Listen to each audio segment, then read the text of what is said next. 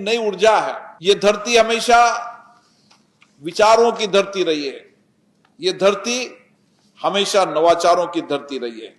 इस धरती की आध्यात्मिक चेतना, इस धरती की सांस्कृतिक पुनर्जागरण की यात्रा, इस धरती पर जो विद्वान हुए, जिन्होंने समय समय में अलग अलग कालखंड के अंदर देश की संस्कृति विचारों को दुनिया में पहुंचाने का काम किया, उनके विचारों के मंथन को विचार, और ये धरती हमेशा उद्योग, शिक्षा, कई तरह की विरासत है इसकी।